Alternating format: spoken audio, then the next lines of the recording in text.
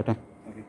This is a single cylinder horizontal diesel Marshall engine, and with the help of this engine we are going to do load test. This is a loading system. With this help of this loading system or hydraulic dynamometer loading, we apply the loads to the engine.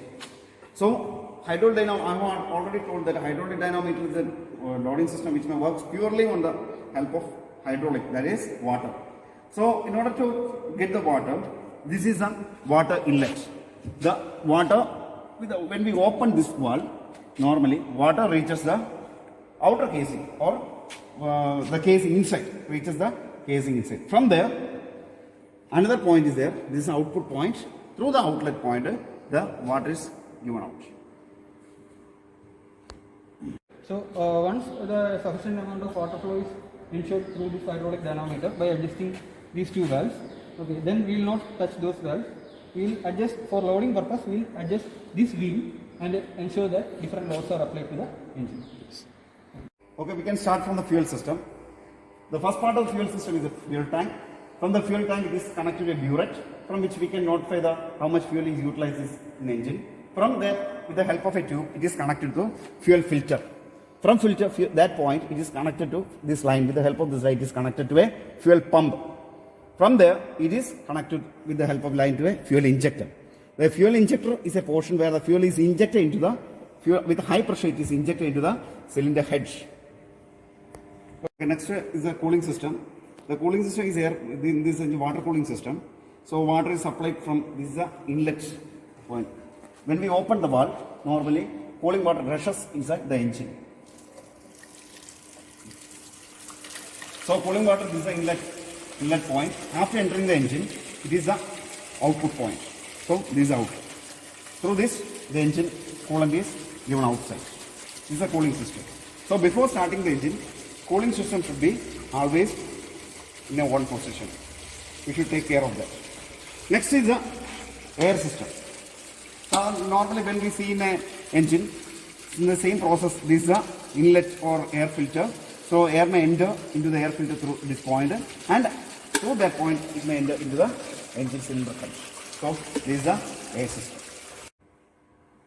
This is the engine flywheel. This engine flywheel is connected to the crankshaft of the engine, which is coupled to the hydraulic dynamometer. The other part of the crankshaft we can see. This is the other end of the crankshaft. It is connected with the help of a connecting rod to the governor.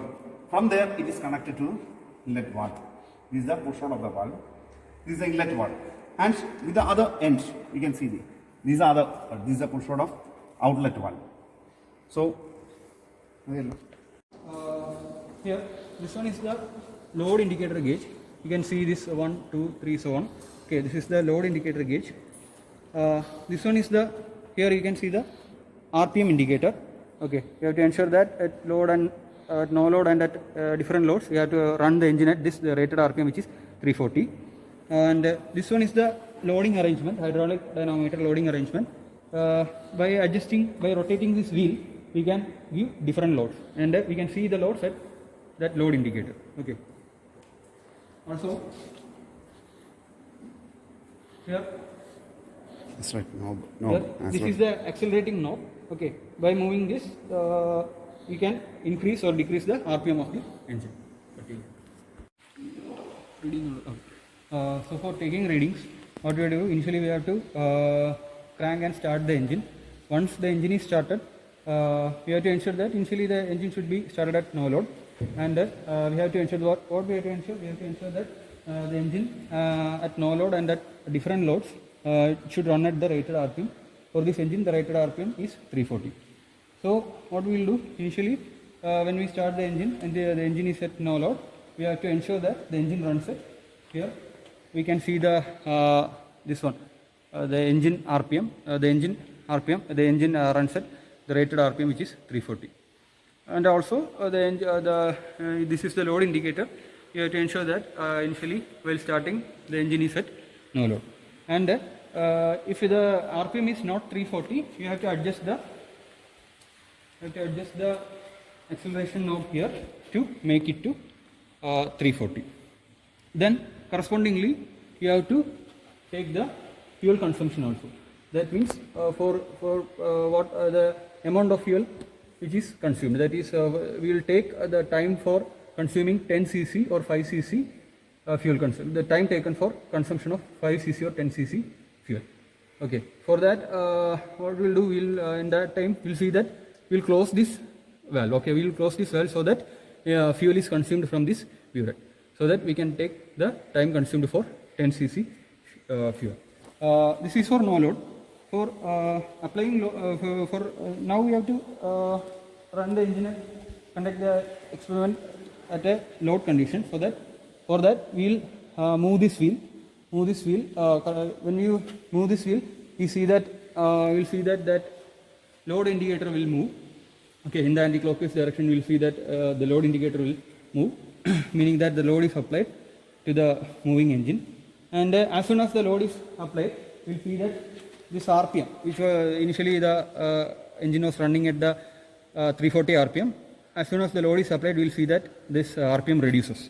Okay, so now this is a constant RPM test. That means we are conducting the load test at constant RPM, so that at that load also, the applied load also, the engine should run at the 340 RPM. So for that, we should increase the fuel supply. That means we will adjust this knob, accelerating knob, and we will again increase the RPM to 340. And correspondingly, we have to note the fuel consumption for that load also. That means the time taken for we will close this knob. We will take the time for 10 cc or 5 cc fuel consumption. In this manner, at no load and at different loads, the engine is made to run at 340 RPM, and at no load and at different loads, we will take the corresponding this fuel reading also.